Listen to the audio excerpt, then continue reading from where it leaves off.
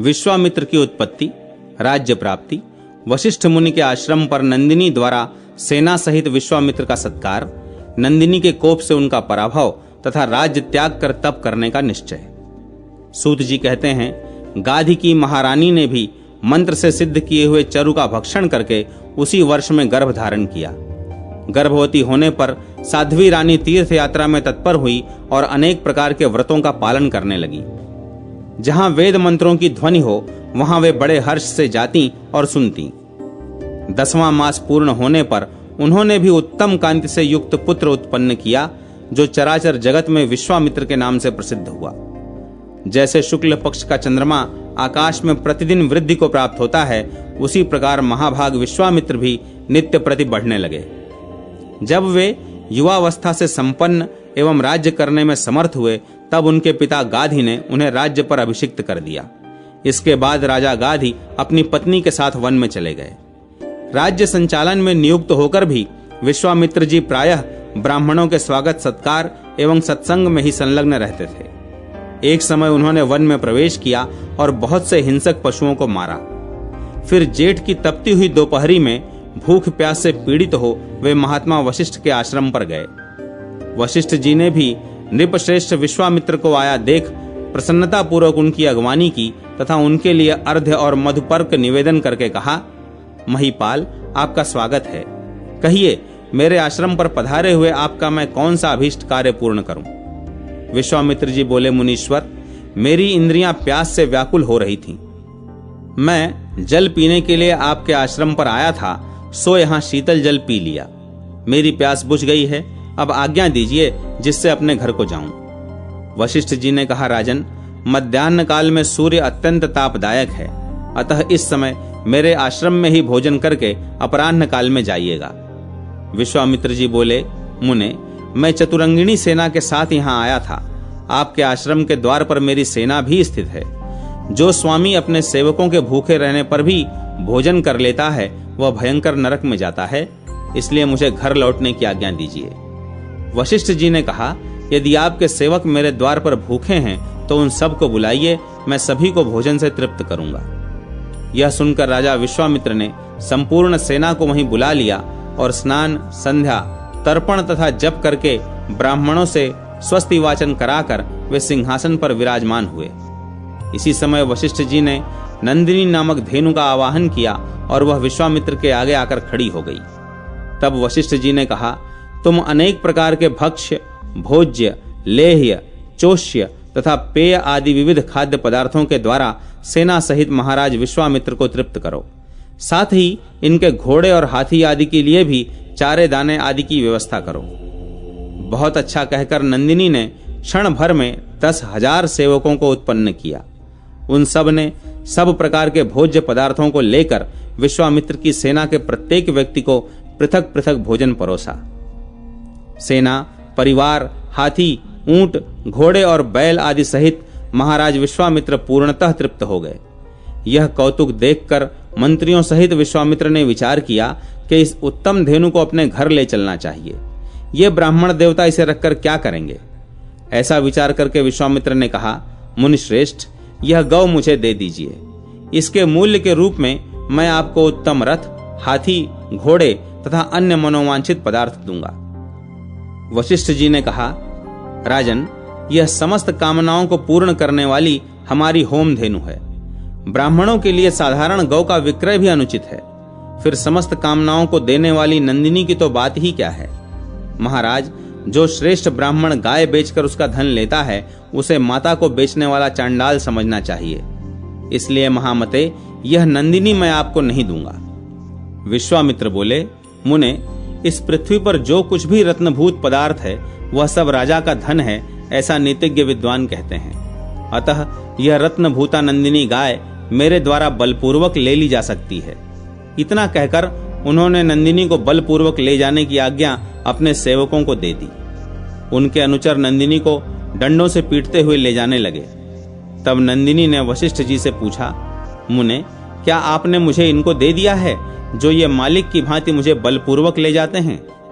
वशिष्ठ जी ने उत्तर दिया, नहीं, मैं अपने प्राणों पर संकट आ जाए तो भी तुम्हें त्याग नहीं सकता। ये लोग अन्यायपूर्वक तुम्हें ले जाते हैं, तुम स्वयं ही इनसे आत्मरक्षा करो। इतना सुनकर नंदिनी ने क्रोधपूर्वक हुंकार किया। हुंकार करते ही उसके शरीर से असंख्य म्लेच्छ सेना प्रकट हुई। इस सेना ने विश्वामित्र के समस्त सैनिकों को यमलोक पहुंचा दिया। तब विश्वामित्र ने स्वयं ही धनुष लेकर उस सेना का सामना किया।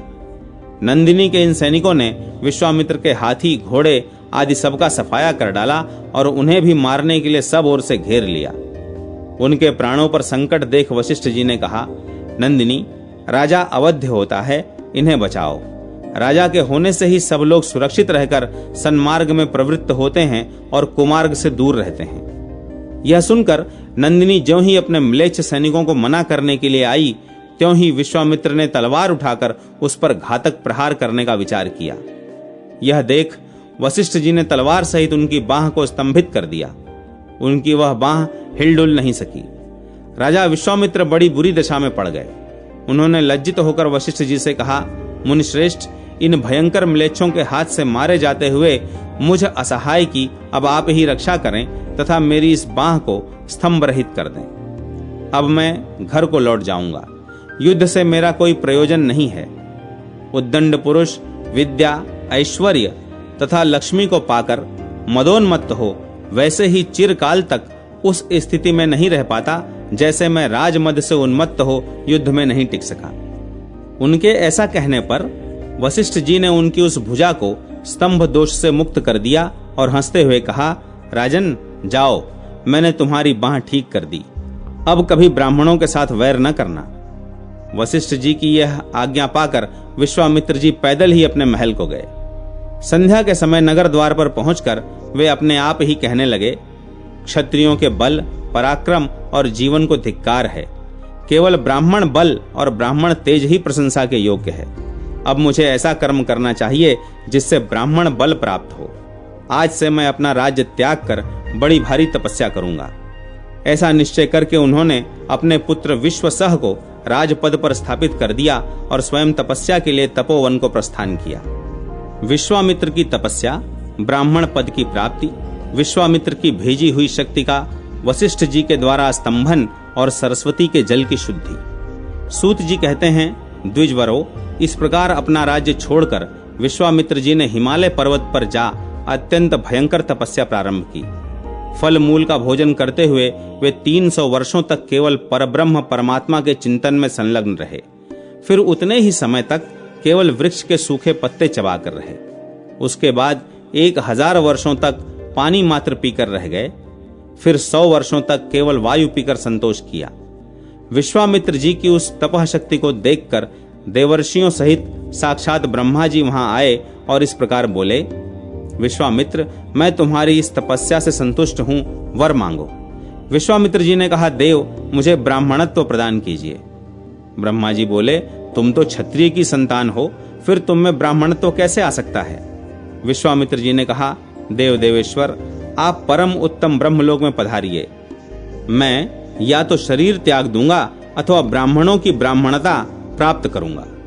तदनंतर देवर्षियों के मध्य में खड़े हुए ऋचिक मुनि बोले, देव, मैंने विश्वामित्र जी के जन्म के लिए जो चरु तैयार किया था उसमें ब्राह्य मंत्रों द्वारा अपरिमित ब्रह्म तेज की स्थापना की थी।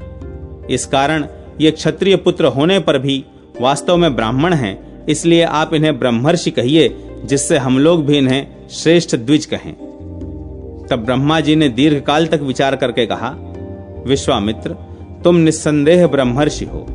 तत्पश्चात ऋचिक आदि सब देवर्षियों ने भी उन्हें ब्रह्मर्षि स्वीकार किया। इसके बाद उन सब के मध्य में खड़े हुए मुनि श्रेष्ठ वशिष्ठ जी ने कहा, पितामह, विश्वामित्र क्षत्रिय से उत्पन्न हुए हैं, यह जानते हुए भी मैं इन्हें कदापि ब्राह्मण नहीं कहूंगा। ऐसा कहकर वशिष्ठ जी हाटकेश्वर क्षेत्र में शंख तीर्थ के समीप चले आए, जहां श्वेत द्वीप युक्त पुण्यमयी ब्रह्मशिला विराजमान है। वहीं पर सब पापों को हरने वाली शुभ सरस्वती नदी स्थित है। उसी सरस्वती के तट पर आश्रम बनाकर वशिष्ठ जी बड़ी भारी तपस्या में संलग्न हो गए। विश्वामित्र भी उनका वध करने के लिए वहीं आ पहुंचे और उनके आश्रम से दूर दक्षिण दिशा में आश्रम बनाकर रहने लगे। वे प्रतिदिन उनके छिद्र ढूंढा करते थे। बहुत दिनों तक टिके रहने पर भी उन्हें उनका कोई दोष नहीं दिखाई दिया। तब उन्होंने वशिष्ठ जी के ऊपर आभिचारिक प्रयोग प्रारंभ किया। इससे एक भयंकर शक्ति प्रकट हुई और बोली, विप्रवर, आज्ञा दीजिए, मैं आपका कौन सा कार्य सिद्ध करूं? विश्वामित्र बोले, मेरे महान शत्रु वशिष्ठ का वध करो। विश्वामित्र जी के इस प्रकार आदेश देने पर वह वशिष्ठ जी के आश्रम पर जाने के लिए उत्तर दिशा की ओर प्रस्थित हुई।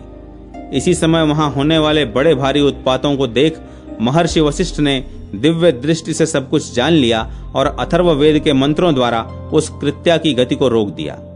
तब वह शक्ति वशिष्ठ जी से इस प्रकार बोली, मुने, सामवेद सब वेदों में प्रधान है।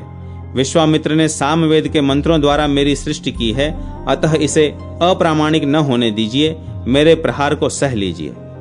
वशिष्ठ जी ने कहा, शोभने, यदि ऐसी बात है तो तुम केवल मेरा स्पर्श मात्र कर लो, परंतु मर्म स्थान को न छूना। तब विश्वामित्र जी की छोड़ी हुई वह भयंकर शक्ति वशिष्ठ जी के अंगों का स्पर्श मात्र करके गिर पड़ी। इससे संतुष्ट होकर वशिष्ठ जी ने कहा, महाभागे, जो मनुष्य परम श्रद्धा से युक्त होकर चैत्र मास के शुक्ल पक्ष की अष्टमी तिथि को तुम्हारा पूजन करेंगे, वे वर्ष भर निरोग रहेंगे। अतः तुम्हें मेरे वचन से सदा यहीं निवास करना चाहिए। उनके इस प्रकार आदेश देने पर वह शक्ति देवी के रूप में वहीं स्थित हो नागर ब्राह्मणों द्वारा पूजित होने लगी। उसका नाम धारा है। वह भक्त जनों को सुख देने वाली है। जिस समय वशिष्ठ जी ने विश्वामित्र की भेजी हुई शक्ति को स्तंभित कर दिया, उस समय उसके अंगों से पसीना छूटने लगा। वह पसीना उसके पैरों के मार्ग से प्रवाहित होकर शीतल जल के रूप में परिणत हो गया और वहां उस जल से भरा हुआ एक कुंड बन गया। वह जल परम पावन, स्वच्छ और निर्मल था। उसमें सब तीर्थों से संपन्न गंगा जी प्रत्यक्ष प्रकट हुई और उनके जल से भरे हुए शीतल कुंड में विधि पूर्वक स्नान करके जो पुरुष धारा देवी का दर्शन करता है, उसे धन, धान्य, पुत्र तथा राज्य का समस्त सुख प्राप्त होता है। धारा देवी नागर ब्राह्मणों के 60.5 गोत्रों की कुल देवी हैं। इसीलिए नागरों को साथ रखने से ही वहां की यात्रा सफल होती है। नागरों के बिना की हुई जो यात्रा है, उससे परमेश्वरी धारा संतुष्ट नहीं होती। सरस्वती नदी वशिष्ठ जी की प्राण रक्षा में सहायक हुई थी, इसलिए विश्वामित्र जी ने कुपित होकर शाप दे दिया कि तुम्हारा जल रक्तमय हो जाएगा। तब से उसका जल रक्तमय हो गया। चंड शर्मा आदि जितने भी तपस्वी वहां ठहरे थे, वे सब के सब बहुत दूर चले गए। मुनि श्रेष्ठ वशिष्ठ भी अर्बुदाचल पर चले गए। ब्रह्मर्षि विश्वामित्र चमत्कारपुर में गए और हाटकेश्वर क्षेत्र में आश्रम बनाकर उन्होंने भयंकर तपस्या की। उस तपस्या से उनमें सृष्टि रचना की शक्ति आ गई, जिससे वे ब्रह्मा जी के साथ होड़ करने लगे। तदनंतर किसी समय सरस्वती नदी अर्बुदाचल पर जाकर अत्यंत दीन दुखी हो मुनिश्रेष्ठ वशिष्ठ से बोली, मुने, आपके ही लिए विश्वामित्र ने क्रोध पूर्वक मुझे शाप दिया है, जिसके कारण मैं रक्त बहाने वाली नदी हो गई और तपस्वी जनों ने मेरे तट पर रहना छोड़ दिया। अब मुझ पर ऐसी कृपा कीजिए जिससे मेरे प्रवाह में फिर जल हो और रक्त राशि का नाश हो जाए। वशिष्ठ जी बोले, भद्रे, मैं ऐसा यत्न करूंगा जिससे तुम्हारे प्रवाह में पुनः जल हो जाए तथा रक्त का निवारण हो। ऐसा कहकर वशिष्ठ जी उस पाकर के वृक्ष की जड़ के समीप गए जहां से सरस्वती नदी निकली थी। वहां समाधि लगाकर धरती पर बैठ गए और ब्राह्म मंत्र का उच्चारण करते हुए वहां की भूमि को देखने लगे। तब धरती को छेद कर 2 छिद्रों से जल की धाराएं बह निकली। जल का एक स्रोत तो वहीं से प्रकट हुआ जहां सरस्वती का उद्गम हुआ था। वृक्ष की जड़ से निकले हुए उस जल प्रवाह ने संपूर्ण रक्त को बहा दिया, जिससे महानदी सरस्वती परम निर्मल हो गई। दूसरा प्रवाह जो संभ्रमवश उत्पन्न हुआ था, उससे भ्रमती नाम से विख्यात नदी हुई। इस प्रकार सरस्वती नदी पुनः अपने पूर्व स्वरूप को प्राप्त हुई थी। पंचपिंडिका गौरी पूजा से अमा की सौभाग्य वृद्धि। अमा के पूर्व जन्म का चरित्र। सूत जी कहते हैं, पूर्व काल में जयसेन नाम से विख्यात एक राजा हो गए हैं, जो काशी प्रदेश के शासक थे। उनके 1 सहस्त्र स्त्रियां थीं। इनके अतिरिक्त उन्हें मद्रराज विश्वक्सेन की सुंदरी कन्या अमा भी पत्नी रूप में प्राप्त हुई। अमा उन्हें बहुत प्रिय थी। वह प्रातः काल उठकर गंगा जी के शुभ तट पर जाती और वहां की भीगी मिट्टी लेकर उसी की पंचपिंडात्मिका गौरी मूर्ति बनाकर 5 मंत्रों से पूजा करती थी। प्रतिदिन इसी प्रकार विधिवत पूजा संपन्न करके वह राजमहल में लौट आती थी। अमां जैसे जैसे गौरी की पूजा करती वैसे ही वैसे उसके सौभाग्य की वृद्धि होती जाती थी। प्रतिदिन उसी के सौभाग्य की वृद्धि होती देख उसकी सौतों को बड़ा दुख होता था। वे कहती थीं, इसने पूर्व जन्म में पुण्य किए हैं, उन्हीं का यह फल है। इस प्रकार दुख में पड़ी हुई उसकी सौतों का बहुत समय व्यतीत हो गया। एक दिन सब सौतें आपस में सलाह करके गंगा तट पर उसके समीप गईं, जहां वह पंचपिंडिका गौरी की पूजा करती थी। उन सबको वहां आई देख अमां गौरी जी की पूजा छोड़कर उनके सम्मुख गई और हाथ जोड़कर बोली, महाभाग्यवती देवियों, आपका बारंबार स्वागत है। आज्ञा दीजिए, मैं आप लोगों की क्या सेवा करूं। सौतें बोली, हम सब लोग तुम्हारे सौभाग्य की आग से जली हुई हैं, इसलिए कौतूहलवश यहाँ आई हैं। महाभागे, तुम प्रतिदिन जो 5 पिंडों की पूजा करती हो, उसी से तुम्हारे सौभाग्य की वृद्धि हो रही है या इसका कोई दूसरा कारण है?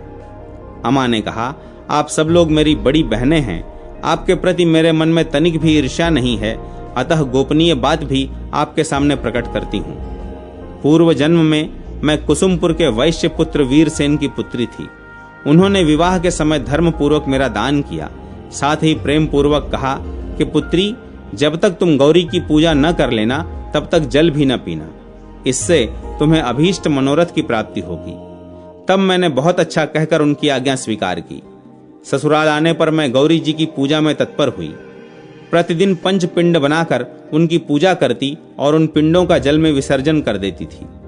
कुछ काल के अनंतर मेरे पति वाणिज्य के लिए देशांतर में जाने लगे। उस समय स्नेहवश उन्होंने मुझे भी साथ ले लिया। जेठ के सूर्य तप रहे थे, भयंकर गर्मी पड़ रही थी। ऐसे समय में वैश्यों का वह समूह निर्जल मरु प्रदेश में जा पहुंचा। वहां एक वृक्ष के नीचे सबने विश्राम किया। मैंने देखा सब ओर जल लहरा रहा है। सोचा, पास ही इतना अधिक जल है, स्नान करके गौरी जी की पूजा कर लूं, फिर स्वादिष्ट जल पीऊंगी।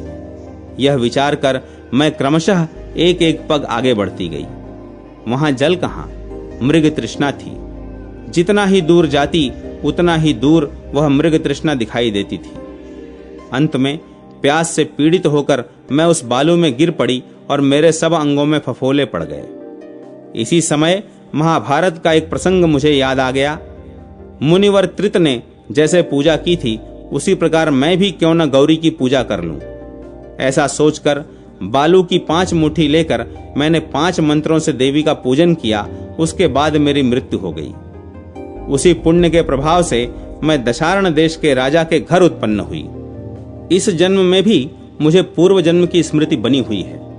गौरी देवी के प्रसाद से ही मैं आप लोगों से छोटी होकर भी सौभाग्य में बड़ी हूँ। इसीलिए पंख की पंचपिंडा गौरी बनाकर प्रतिदिन पूजा करती हूँ। यह गुप्त रहस्य है जो मैंने आप लोगों पर प्रकट किया है। इस सत्य के प्रभाव से गौरी देवी मेरा अभीष्ट सिद्ध करें।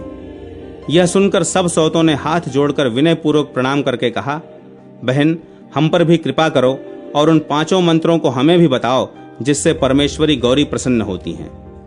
अमां बोली, मैं सब बताती हूँ, सुनिए, और सुनकर उसी के अनुसार आप लोग भी कीजिए। उसके ऐसा कहने पर सब सौतें मन, वाणी और क्रिया द्वारा उसकी शिष्या हो गईं। तब उसने उन 5 मंत्रों का उपदेश किया।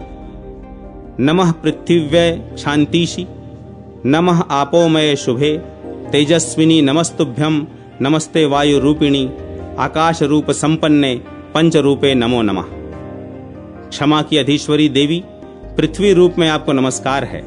शुभे, आप ही जल रूपा हैं, आपको नमस्कार है। तेजस तत्व की स्वामिनी, आपको नमस्कार है। वायु स्वरूपा देवी, आपको नमस्कार है। आकाश रूप से संपन्न पंच रूपा देवी, आपको बार बार नमस्कार है। इस प्रकार इन मंत्रों का उपदेश देकर अमां ने पूजा पूरी की। तत्पश्चात उसने गौरी देवी की रत्नमयी प्रतिमा निर्माण की और उसे हाटकेश्वर क्षेत्र में स्थापित किया। जो नारी उस गौरी प्रतिमा का पूजन करती है, वह सब पापों से मुक्त हो शीघ्र ही अपने पति की प्रिया होती है। उसे पूर्णतः पति प्रेम उपलब्ध होता है।